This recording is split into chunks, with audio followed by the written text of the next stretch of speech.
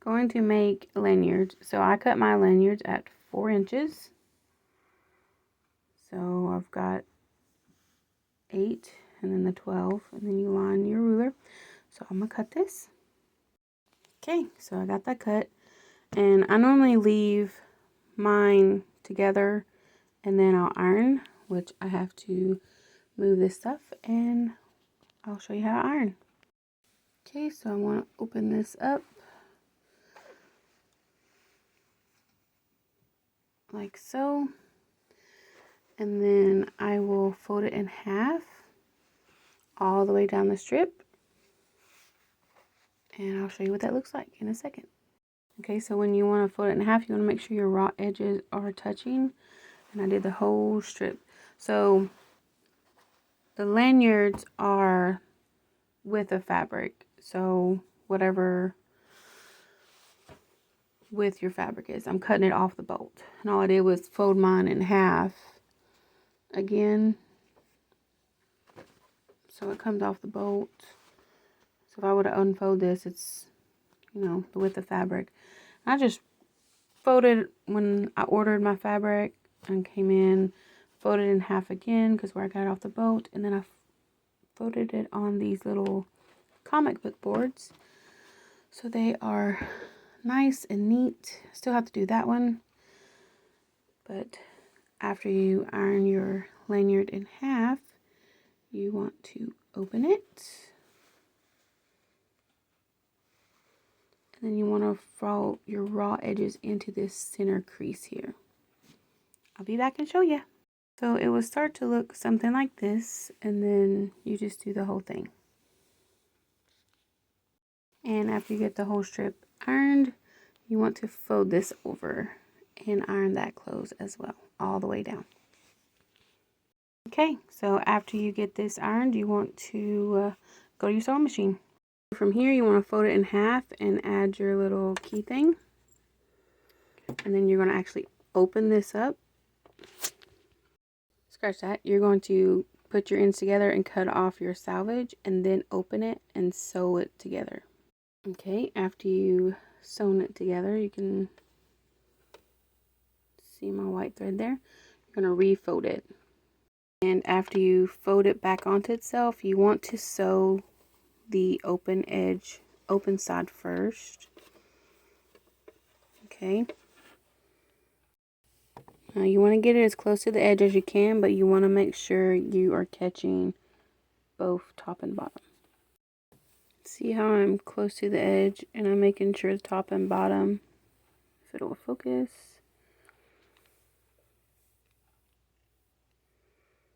See? And I'm making sure I get top and bottom. Then once you sew this whole side, you will sew the other side. So I ran a bobbin, and I will show you how I fix that. First, let me fill my bobbin. Okay, so my bobbin ran out right in here. So what I want to do is I want to go back a little ways and make sure I put my needle right down where that thread is, so it'll lock that in place. Then I'll do a couple of back stitches, and then I'll keep on sewing until I'm all the way back to the beginning here, if it'll flip over. And then I will just slide my project over to this side and keep on sewing all the way around. Let me show you what that looks like. Okay, so you can actually see right here where the thread ends. I left that on there because I am blind in my right eye, so I do have a hard time seeing. So that is there, and I will clip that off later. And you can tell that my needle will actually come right down on this thread. So let me thread my needle and get to sewing. Okay, so now that I'm at where I began, I will raise this up, raise my needle up, and I'm just going to keep the thread and everything attached, tug a little, and I'm actually just going to line that up right here. Wonder if I can do this with one hand. And it is on the edge. Sorry, I'm bouncing. And then I just sew all the way around, and I do take a couple of back stitches when I start and end. Let me show you the next step. Okay, I've got it sewed all the way around, and I'm going to take it out of the machine and clip my threads, and then I'll show you the next step if I don't drop my phone. Okay, so after I figure out what side I want to show, then I fold it in half, and I actually lay it up underneath the sewing machine, but I want to make sure it's folded in half to where these two pieces are together. And I'll lay it underneath my sewing machine, and I will sew it front or forward, and then I'll turn it around and sew it back on that same stitch, and I'll do that a couple of times. So let me get it set up and I'll show you. Okay, so I have it where this hook part will be up against the foot, and then I have my needle all the way over. I don't know the settings or none of that. I haven't learned any of that.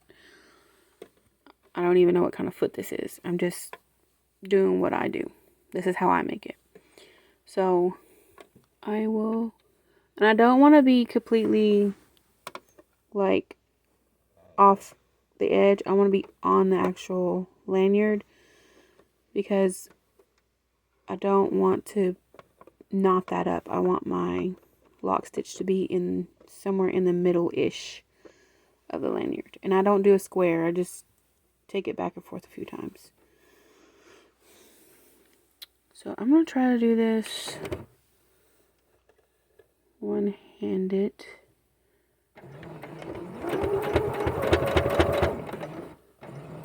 So I get close to the edge where I'm almost off the lanyard.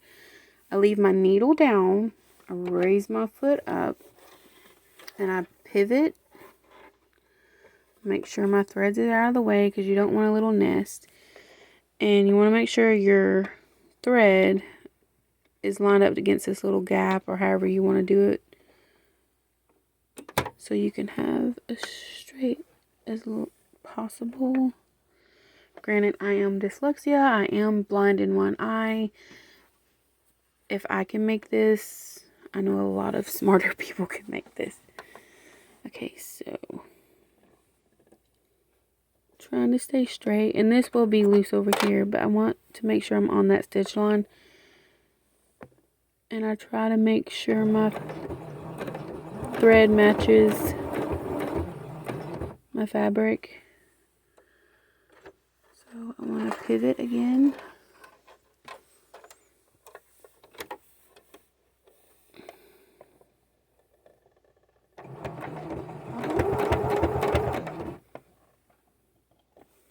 And I'm going to back stitch. Hang on, let me put the phone down so I can back stitch. Okay, yeah, I cannot do that one-handed, but it's not too bad. It blends in with the fabric. So all I have to do now is clip my threads, but that is one Hocus Pocus lanyard down, and I want to make some more. So this is how I make lanyards. I use these to make wristlets. I ordered them off of Amazon. Don't know what they're called. And then the D hook clips. Ordered these off Amazon as well. And then the fabric I got from Joann's. And then my Walmart sewing machine. So yeah, I didn't realize that was zoomed in. I'm sorry. So thanks for watching. This is Velma from Aunt Red. Oh wow, I really changed my sewing name. Aunt Red's Quilts and Crafts. Love you. Bye.